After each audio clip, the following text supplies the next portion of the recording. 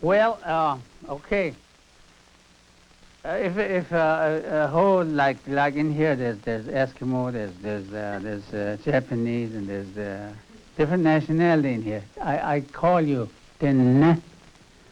But if they were all Indians, they would say Denebitsinishkiji. Denebitsinishkiji means people, a minority group with darker skin. That's what it actually means. Bitsinishkiji, bitsin skin, ishkiji, dark. Bitsinishkiji. So they would call like we would call Halkaidene, Plains Indian, Bitsinishkiji. New York, Eastern Indian, Bitsinishkiji. Coast Indian, Bitsinishkiji. See, Bitsin, dark skinned people. Actually, that's what you're saying too. But I mean, you're saying the same skin as I the person with the same kind of skin I have. That's what it really boils down to. Okay, now next week we'll start off with lesson 1. My paycheck name is Carl N. Gorman, and in the early days when my dad entered one of the government schools, his name was selected from an Army roster, and they gave him the name of Nelson Gorman. I also have a Navajo name, Kia'ani Biye. Kia'ani is a clan name. My dad is Kia'ani, and it has a powerful history behind the Kia'ani clan. Biyet means son, so I'm a son to all the Kia'anis. My grandfather's name was Beshika, and he was one of the powerful leader in his early days. He walked to Fort Sumner as a prisoner, and he also walked back to the Navajo country. This took place during the time when the early pioneers wanted all the Indian land, and they were forced off our own land. And when he came back, later years, he was one of the leaders, early powerful leaders in the early days. My mother's name was Alice P. Peshakai Gorman, and she went to government school in Colorado. And when she came back, she worked for a mission school at Fort Defiance. And then later on, she went to Chinle, where she translated most of the English hymn back into Navajo. And today, most churches are using song that she has translated. The majority of the Navajos live within the 4 sacred mountains. Let me name them. Like a true Navajo, I shall start with east first. A Navajo always start east. White in the sand painting, white represents east. The eastern mountain is Lanka Peak. It's in Colorado. And in the south is Mount Taylor. And that, in the sand painting, they color Mount Taylor as blue. And then San Francisco Peak, that's on Highway 66 in the west, the mountains at Flagstaff. And then in the north, which is the color in their sand painting will be black. North is always black. The mountain is La Plata Mountain. That's also in Colorado. Oh, I forgot to tell you the color of West Mountain. The color of West Mountain is yellow ochre. Yellow ochre. And probably that's because in the evening when the sun sets, the twilight, it's got that yellow in there, and that reminds them of the West. That's why it's yellow ochre, I think. So within these 4 sacred mountains, that's where the Navajos are living today. I got interested in arts and craft, in the Navajo arts. I became director of the Navajo Culture Center. We got a grant to write a Navajo history. So we started collecting stories dealing with the history of the Navajos.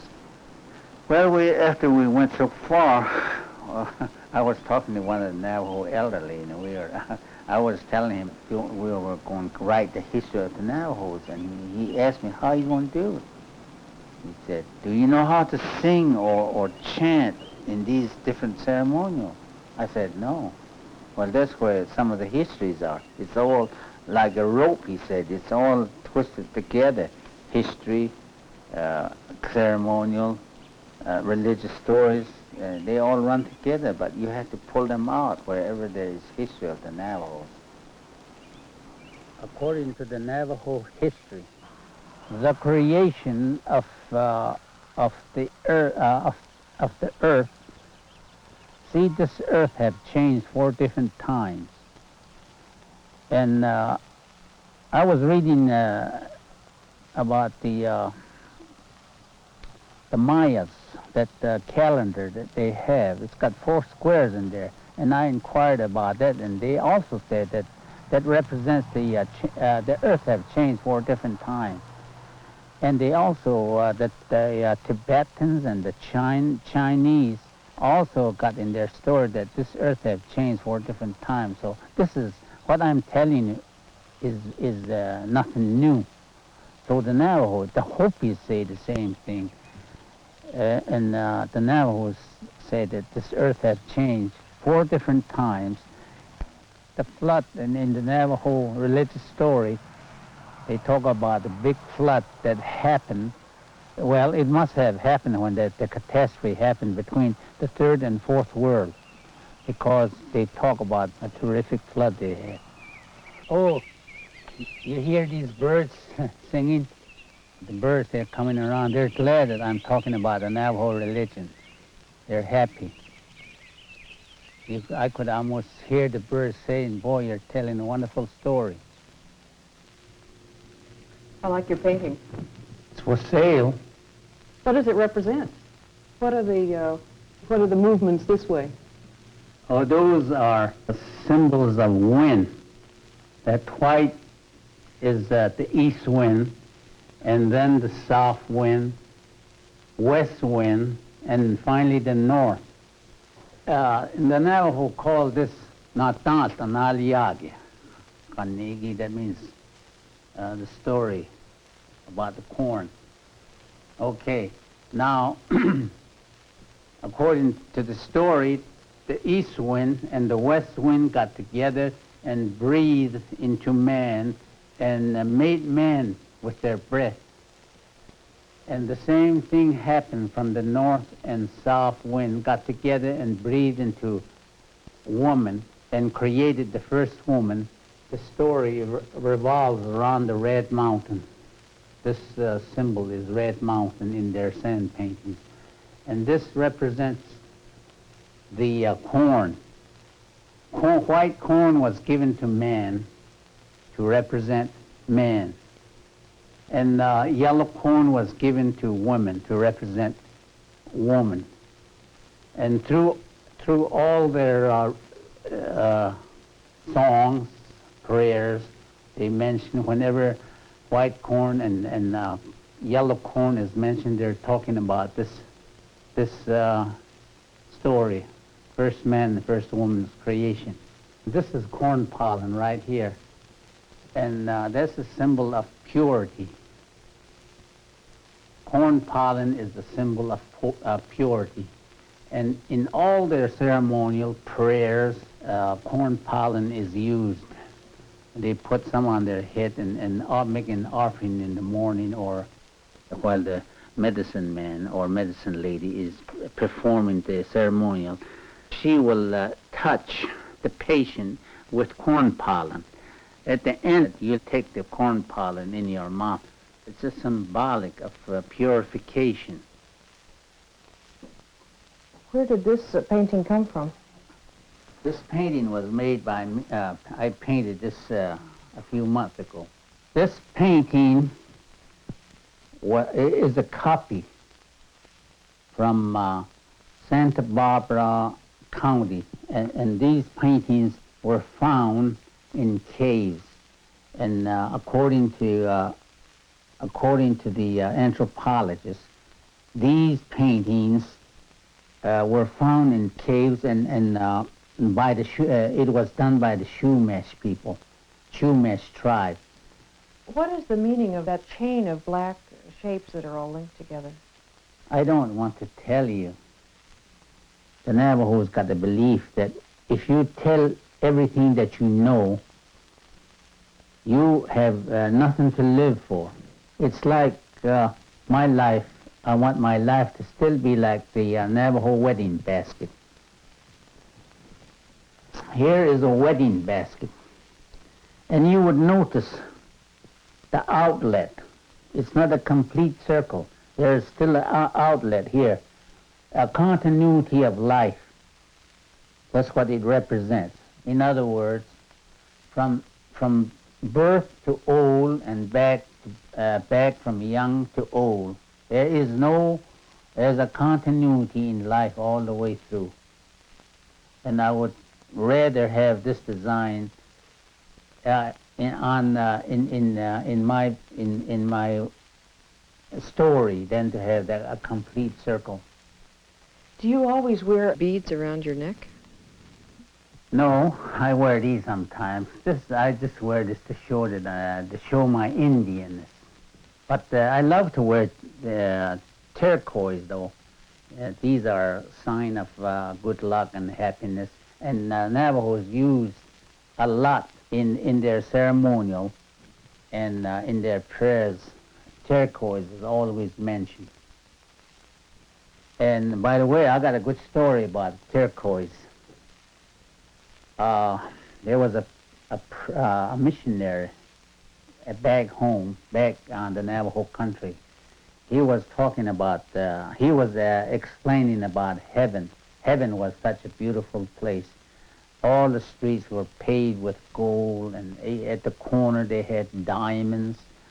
And finally this one old elderly Navajo got up and said, "Wait a minute, is there any turquoise where this place you're talking about?" And the missionary said, "It's not, the turquoise is not mentioned in the Bible."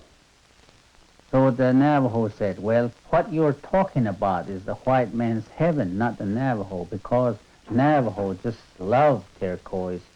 And if there is turquoise in heaven, then that's our heaven." Navajo religious stories and history are closely interwoven. Our women weave strands of wool into rugs of beautiful designs. Our thoughts weaves all things together in the same way into the fabrics of life, making it a path of harmony and beauty, an upward spiraling path of continuous life. Most Indians, as a matter of fact, all Indians, I think, basically believes, like the Navajos do, that they always believe that the earth is their mother and the sun is their father. In other words, there is this duality is coming in their belief. There is always a duality, the sun and the earth. Even in their sand painting, these different figures of different deities or gods, there's always two. different tribes and their religious belief are different, but basically it's the same. Basically it's the same, but it's how they approach, how they, their religion is said, or how it's conducted. That's where the difference comes in. In our two hero twins, who are one of the holy people, giant killer, Nayet Nizgan, and born of water, Tobachishin, each has a symbol. The one which stands for Tobachishin has a very sacred meaning. The Navajo ties his or her hair with white wool to form this symbol. The symbol is a sign of an hourglass. It might be said to represent bringing together of the heads and the hearts. Love and reason have to balance. It is a symbol of harmony that reminds us to keep our thoughts on the corn pollen path of beauty, the Taditin. When a Navajo priest would pray for you, you had to face east always. You had to face east. First, she gave a little instruction to the girl, to the patient, and she told her to say the exact word that she is saying in her prayer. Don't miss anything. Nayet Nizgan, Kebe na Shada, Bajabe na Shada, Bitzife na Shada, Binet be na Shada, Banatzafike das Ada, Bita Harjada, Nayet Nizgan, Nakiko, Shinahaz Lago, Adishna, Dishta, Hajago, Nekaidogo Adishna, Artilki, Anhetilki Dogo Adishna, Yadilki, Digo, Shinahaz Lao Adishna, Hajago, Traditin, Getigo, Nate Ashtogo Adishna, Dishta, Dayayolki, Dishta, Nija Yadalkito, Binet Aditsado, Nikititsado, Nasa, Bakaki, Traditin, Sad, Bayadilkito Godishna, Daton Dotle, Alfodaso Sada, Dishta, Shama, Banan Saudishna, Shija, Banan Saudishna, Shalchin, Alsko, Ketashot Nini. But I would say, I would say in Navajo, in his belief, in his religious belief, he don't separate. He don't say one day, and say I want to pray today, and neglect, and don't think of praying the other 6 days. Well, here's a good example. In the morning when he gets up, he will see a beautiful dawn, and then he would say, I am praying to the person that has created this beautiful dawn. I am so insignificant, I don't want to pray directly to the unknown power that has created that dawn, but I would rather pray through some of your creation to reach you. And that's the way he prays.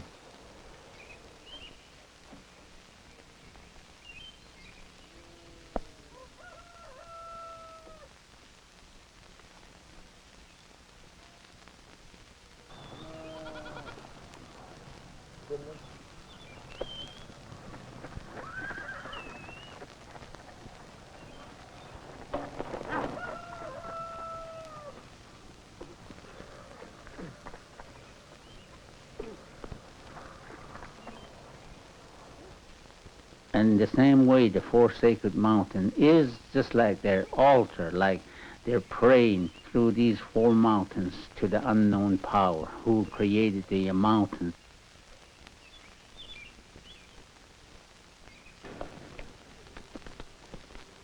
Or after he eats, he'll rub his moccasin and pray again.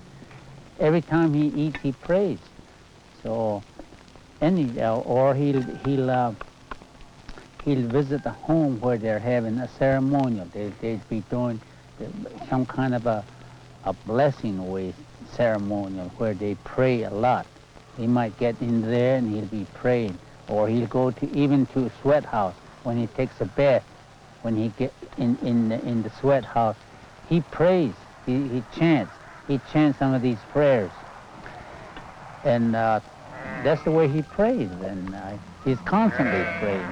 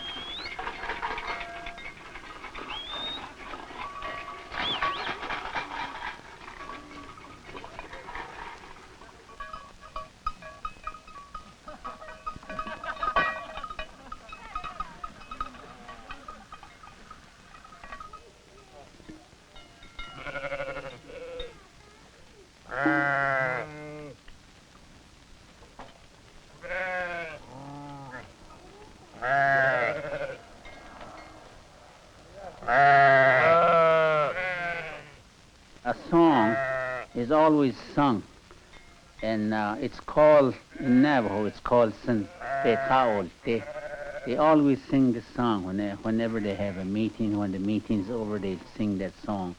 Or if there is a ceremonial, and when the ceremony is over, they always sing this song, which is like a benediction. There shall be happiness before us. There shall be happiness behind us. There shall be happiness above us. There shall be happiness below us. There shall be happiness all around us. For we are the essence of life and source of happiness. All is finished in beauty. All is finished in beauty. All is finished in beauty. All is finished in beauty. Rona shada. Dausho desli gona shada. Haretim pingona shada voda. Adisha.